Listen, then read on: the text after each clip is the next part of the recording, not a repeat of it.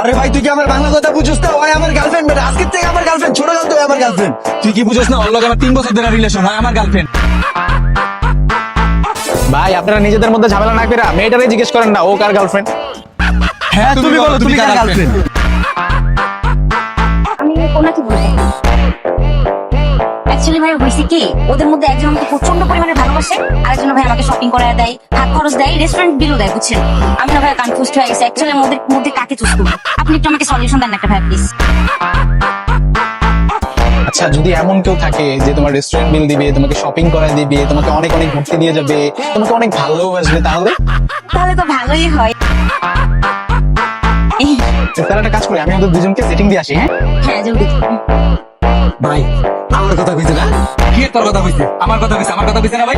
তোরা দুইটার মধ্যে কার কথা বলছিস সেটা বড় কথা না, কিন্তু আমি ওর হাজবেন্ড সেটাও বড় কথা। কি কইতেছেন ভাই? আপনার আসবেন? আমি তোরে চিনি না ভাই, র্যান্ডম একটা মাইয়া দেখা হইছে রাস্তায়, এটা লিখে কথা কইতেছে। না ভাই আমি তোর বয়ফ্রেন্ডই না, আমি শিওর ভাই, ওর পিছে ঘুরে আমি নিজে প্রমাণ ভাই। আমি কিন্তু কাহিনী বুঝছি, তোরা সুন্দর করে এখান থেকে চলে যা, যা করার ওর লগে আমি বাসায় গিয়ে করবো, বুঝছ নাই? সুন্দর করে চলে যা, বেতন থাকিস না? ঠিক আছে ওকে, বর্ডার একটু সাবধানে রেখে।